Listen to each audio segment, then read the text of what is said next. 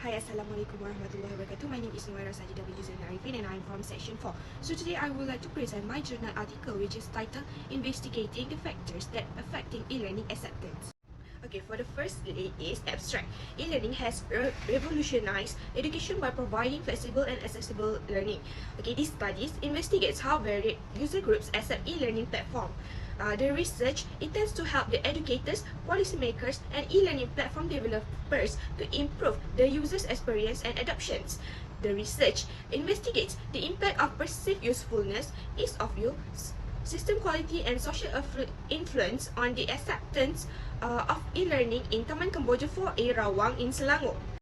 The use of quantitative methodology, specifically a 30 questions poll administered using Google Forms, would facilitate the collection of audience data. The research employed quantitative methodologies, specifically multiple choice surveys. The inclusion of descriptive and explanatory data has the potential to enhance the reliability and accuracy of research. This presents study employs a descriptive questionnaire to investigate the levels of acceptance of e-learning. E-learning has revolutionized education by providing flexible and accessible learning. Study also investigate how varied users groups accept e-learning platforms. Okay, this research also intends to help the educators, policymakers, and e-learning platform developers to improve the user experience and adoptions. Therefore, this study needs to highlight on usage of e-learning services in order to measure the factors that affect acceptance of e-learning. We need to take factor from system quality and social influence, and this study used theory of technology acceptance model, which is also known as TAM. So we move to the introductions. E-learning adoption or the adaptation depends on the users or key participants' attitudes, understandings, and intents towards online learning system or platforms. Students, instructors, and policymakers must grasp the aspect that affect e-learning acceptability. E-learning system developers can try to create new concept or system for this session to attract the students or key participants and get better results when e-learning is more accepted. According to Al-Rahimi, in 2019, e-learning can save money, improve learning process, support different learning styles, increase student engagement with instructors, provide flexible course content, and provide quality structured or unstructured training. E-learning also used in higher and primary education, commercial training, and government employee training, according to Al-Rahimi in 2018. Despite rising e-learning use, its underutilization is a challenge. Okay, the issue is that students and learners must use e-learning tools to fully benefit from such learning. Based on Tarhini on 2019, the e-learning system has been poorly adapted in developing nations and is not completely utilized. Okay, next we move to the second point which is literature review.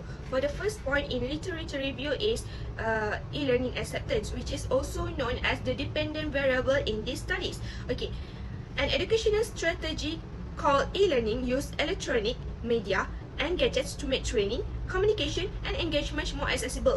This teaching and learning strategy encourage new methods for understanding and learning.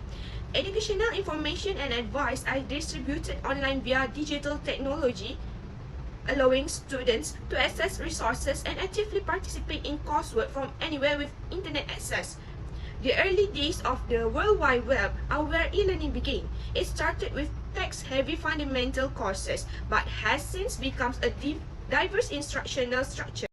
This online learning system was beneficial during the COVID-19 epidemic when schools and universities had to switch to remote learning.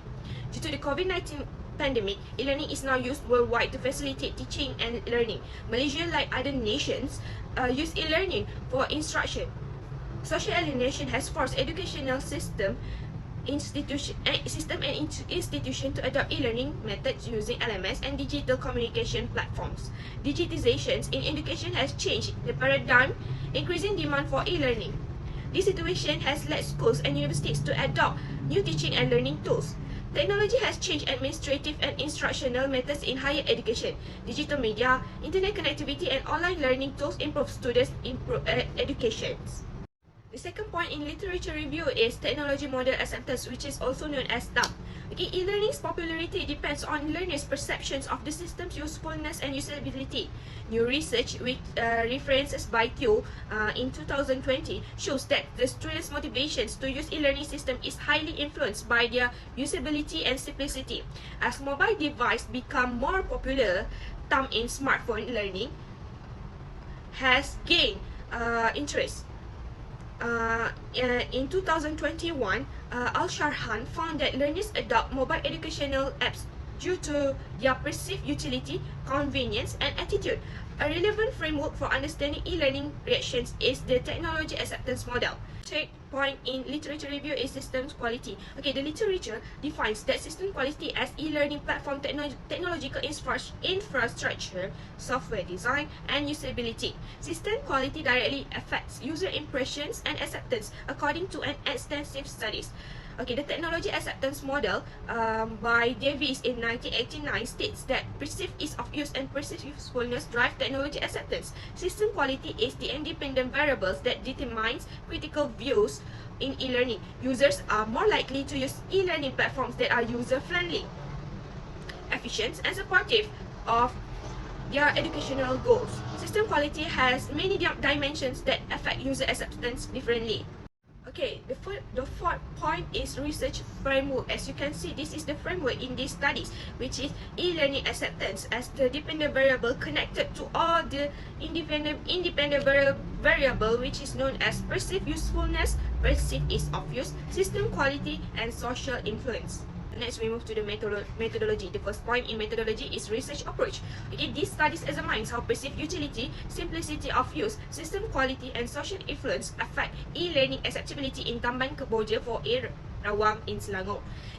The quantitative technique of the 30 questions poll, which is Google Form, will assess gathered audience data. These studies also use quantitative methods with multiple choice surveys. Descriptive and explanatory data may improve research reliability and accuracy. A descriptive questionnaire examines e-learning acceptance numbers.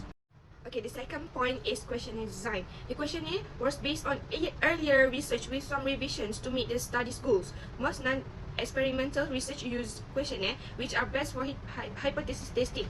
According to Balkos and Triasi in 1986, a questionnaire study may enhance the external validity the study result from a managerial perspective.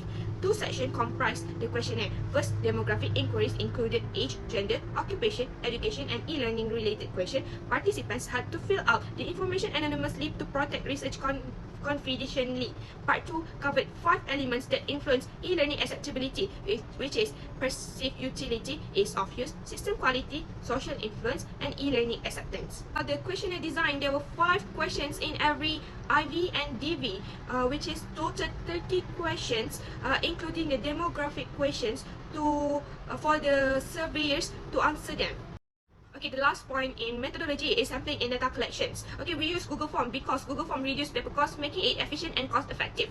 By offering a user-friendly framework for responding to inquiries, also promote customer comfort. Okay, systems users find the user interface easy to use. Participants can answer these surveys using phones, iPads, laptops, or other interfaces. This convenience allows people to answer questions from anywhere and at any time, eliminating the need to leave home.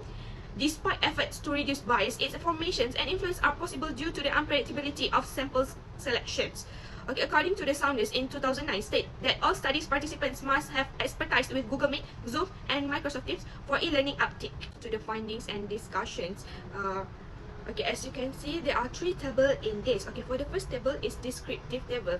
If you can see in this descriptive table, it shows all the minimum, maximum, mean, and standard deviation for all the descriptive statistics. The second table, which is correlation table, okay, referring to the correlation table, okay, the bivariate correlation between dependent variable, which is e-learning acceptance, and in all the independent variable, which is I already take 2, which is system quality and social influence. The table is reliability table. Okay, first, as you can see, this is the e-learning acceptance reliability table.